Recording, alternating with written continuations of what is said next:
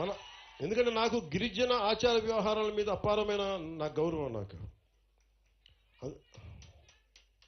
So మీ అందరికీ నేను మీకోసం పనిచేసే మీ ఇంట్లో వాడు ఒకడు ఉన్నాడు అనుకోండి. ఇక్కడ నేను ఎందుకు నడిచానో కూడా చెప్తా.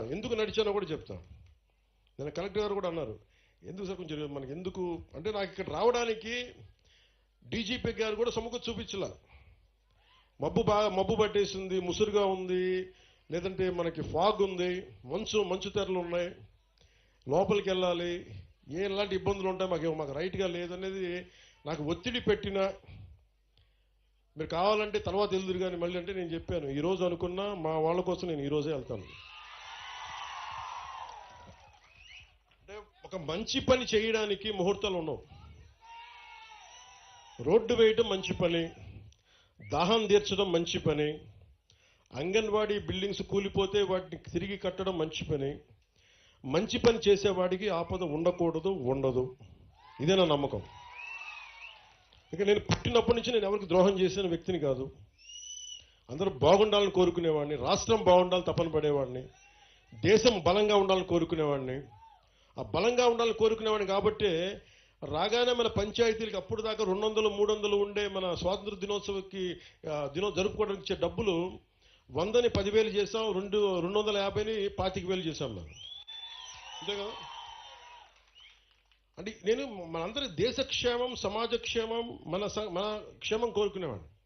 సో మీకు కోరుకునేదల్లా మేము ఇక్కడున్న నాయకులందరూ కూడా, వేదికపైన ఆశల నాయకులు కానీ ఉన్నతాధికారులు కానీ అందరం కూడా పనిచేయడానికి సంసిద్ధంగా ఉన్నాం.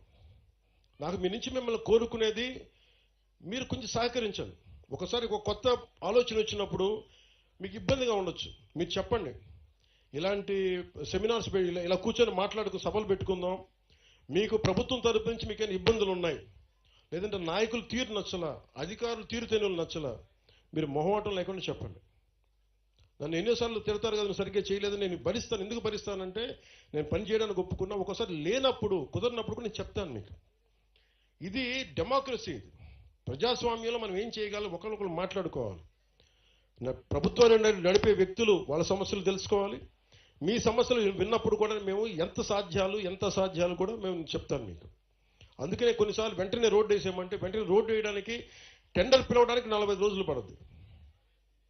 అందుకే నేను చెప్పాను, ముందస్తుగా కొన్ని రోడ్లు ఏమేమి చేయగలరో చేసేయాలంటే ఇలా మనకి ఆగమేఘాల మీద చేస్తున్నాం అది. అందుకని మీ సహాయ సహకారాలు కావాలి. ఇందాక అడిగి ఒక్కొక్కరితో మాట్లాడుతూ మాకు ఇక్కడ జూనియర్ కాలేజ్ లేదు, ఇన్ని మండలాలు కలిపి ఇన్ని జూనియర్ కాలేజ్ లేదు మా మండలం కంటే, 16 ఎకరాల స్థలం ఇచ్చారు అంటే వెంటనే చెప్పాను, జూనియర్ కాలేజ్ కావాలంటే మన నిధులు మాట్లాడదాం, జూనియర్ కాలేజ్ కూడా ఏర్పాటు చేద్దాం దీనికి. ఇవి నేను రాజకీయాల్లోకి రాకముందు నేను నేర్చుకుంది ఏంటంటే ప్రజల దగ్గరికి వెళ్ళినప్పుడు సమస్యకు పరిష్కారాలు దొరుకుతాయి. అందుకే నేను ఎప్పుడు మీతో మమేకం అవడానికి సిద్ధమవుతాను. నేను కోరుకునేదల్లా ఈ సభ ముఖంగా మీరు నా మీద పడకుండా కనుక నన్ను ఇంటరాక్ట్ అయితే నేను ఇంకెక్కువ పని చేస్తాను. ఎందుకంటే మీరు సినిమాలో చెప్తారు, ఓజీ అంటారు, అరుస్తూ ఉంటారు కదా. నా స్వప్నం, నా కళ, విను,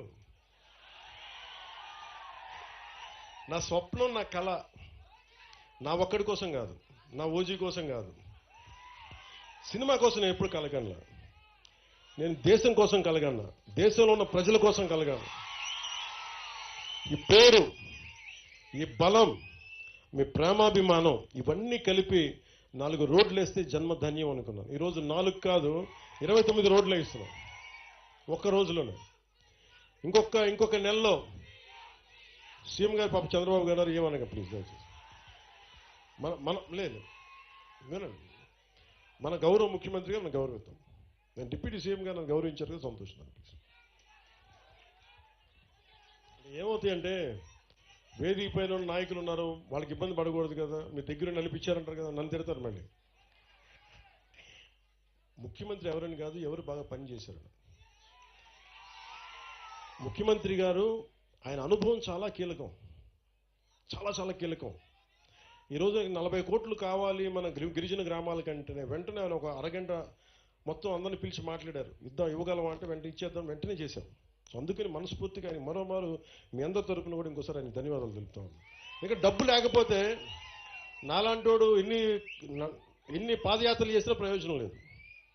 సో మనసు ఉండాలి, దానికి బుద్ధి ఉండాలి. సో మనసు బుద్ధి రెండు కలిస్తే ఆంధ్రప్రదేశ్ అభివృద్ధి. సో మీ అందరికీ మరోమారు ధన్యవాదాలు తెలుపుకుంటూ, ఎస్పీ గారు ఇందాక ఇప్పుడే చెప్తా ఉన్నారు, నోటు గాంజా అనేది పోస్టర్ రిలీజ్ చేస్తామని చెప్పారు. ఒకసారి ఎస్పీ గారిని మిగతా డిఎస్పీస్ కూడా ఒకసారి ఎవరైతే ఉన్నారో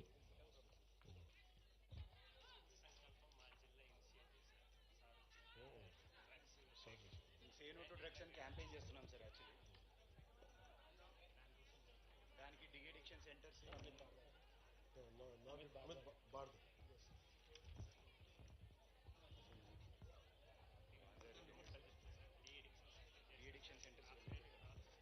ముందుగా అంటే గాంజా రాష్ట్రం అంతా ఇబ్బంది అయిపోయింది.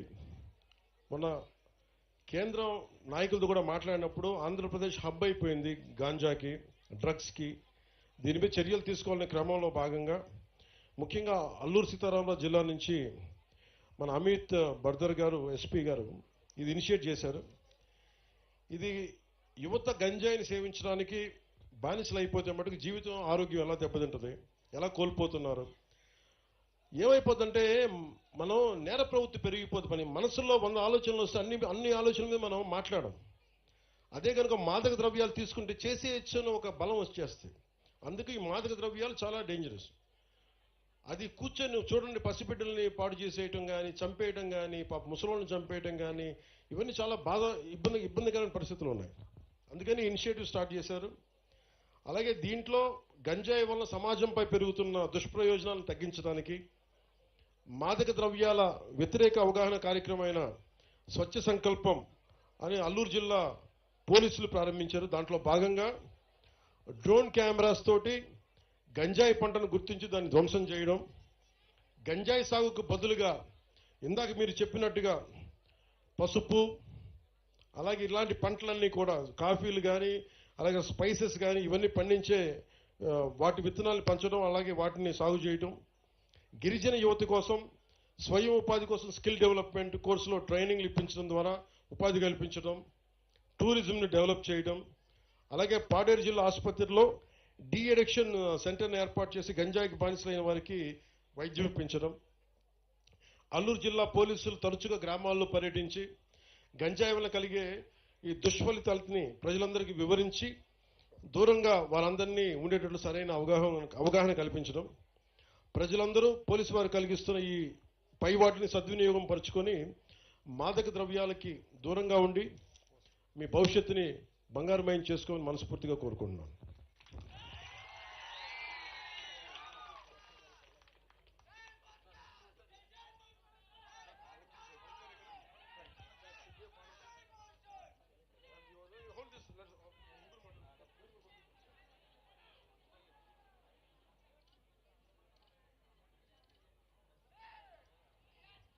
నేను ఎప్పుడు కూడా కలగనలే.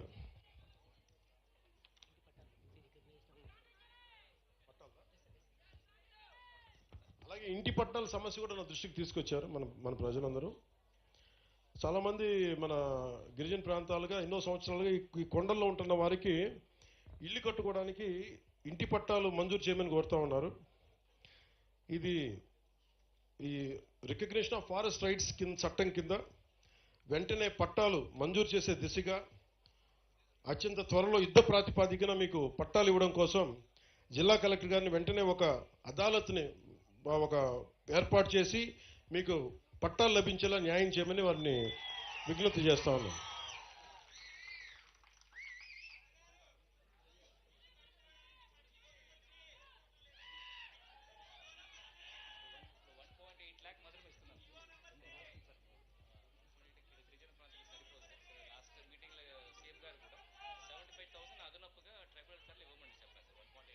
$1.8 1,80,000 సరిపోవట్లేదు, అదనంగా ఇంక ఇమ్మని కదా, అదే కదా మీరు అడిగారు.